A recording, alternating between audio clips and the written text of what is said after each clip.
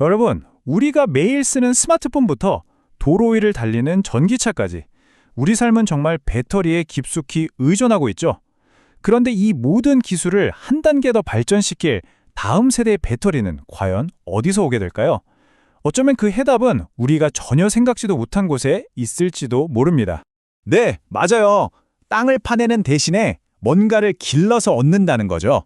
바로 이 놀라운 질문이 오늘 우리가 함께 파헤쳐볼 이야기의 핵심입니다.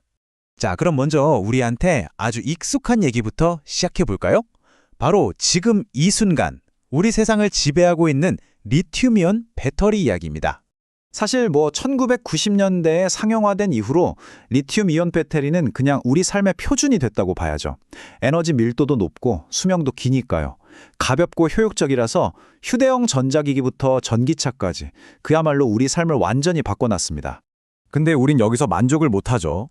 전기차, 한 번 충전하면 더 멀리 갔으면 좋겠고 스마트폰은 며칠씩 썼으면 하고 더 나아가서 도시 전체에 전력을 공급할 거대한 에너지 저장 시스템까지 원하니까요.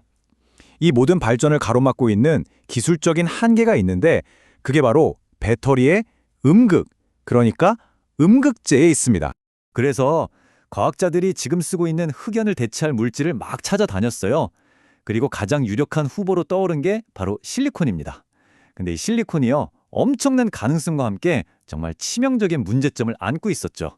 자, 이 그래프를 보시면 이게 왜 대단한지 바로 아실 수 있을 거예요.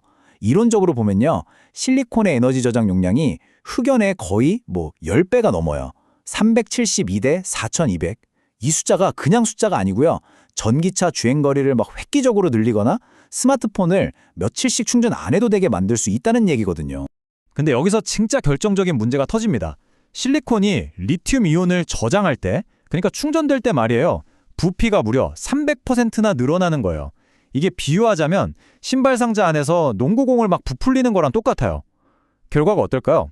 이 엄청난 팽창이 전극을 말 그대로 가루로 만들어버리는 거죠. 배터리 수명이 그냥 확 줄어버립니다. 자, 그럼 이 골치 아픈 문제를 어떻게 해결했을까요? 그 해답이 정말 생각지도 못한 곳에서 나왔습니다. 바로 쌀껍질, 왕겨에서요. 왕겨가 희귀한 물질이 절대 아니에요. 매년 전 세계적으로 1억 5천만 톤, 어마어마한 양이 나오는 그냥 농업 폐기물입니다. 이게 뭘 의미하냐면 이 기술이 엄청난 확장성과 지속 가능성을 가질 수 있다는 거죠. 2013년에 한국의 카이스트 연구팀이 정말 획기적인 발견을 합니다. 이분들이 왕겨에 엄청 많은 실리카, 그러니까 모래의 주성분이죠. 이걸 마그네슘 열환원법이라는 좀 특별한 공정을 써서 나노 크기의 구멍이 숭숭 뚫린 실리콘으로 바꾼 거예요. 이게 좀 복잡하게 들릴 수 있는데 핵심은 이겁니다. 왕겨가 원래 가지고 있던 그 구조는 그대로 살리면서 성분만 싹 바꾼 거죠. 바로 이 슬라이드가 그 과정을 한눈에 보여주네요. 보세요.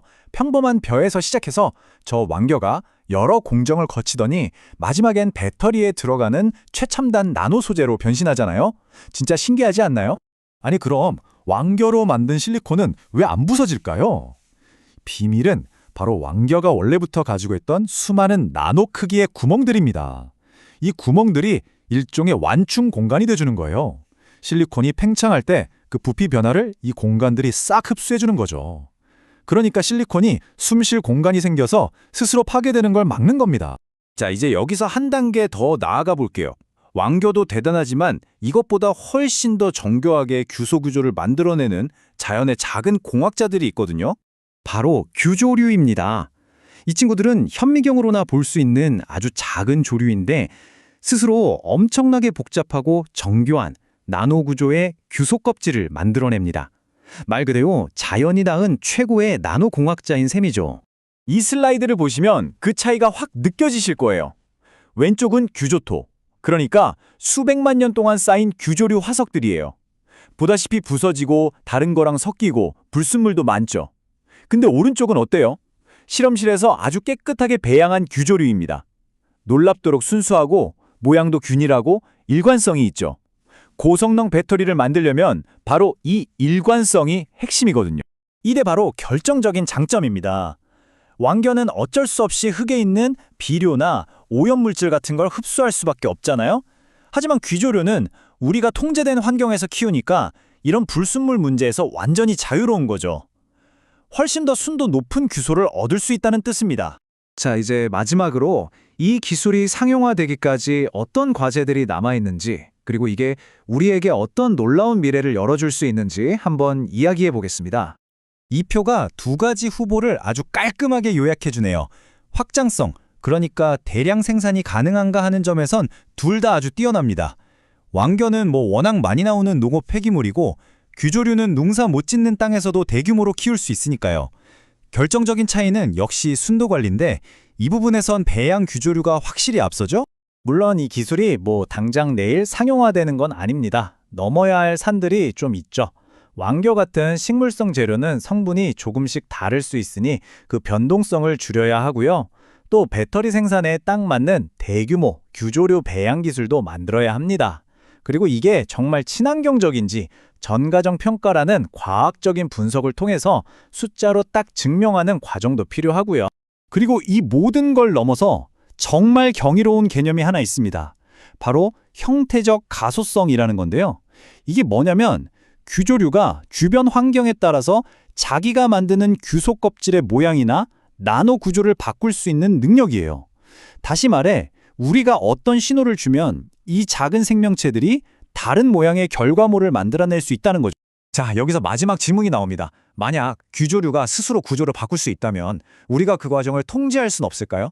예를 들어 특정 환경을 만들어주거나 유전자를 살짝 바꿔서 우리가 원하는 가장 완벽한 구조의 음극재를 규조류가 만들도록 시키는 거죠. 더 이상 광산에서 캐내는 게 아니라 살아있는 생명체가 우리를 위해 완벽한 배터리를 길러내는 미래. 바로 이것이 보잘것없어 보이던 폐기물에서 시작된 이 기술이 우리에게 보여주는 정말 놀라운 가능성입니다.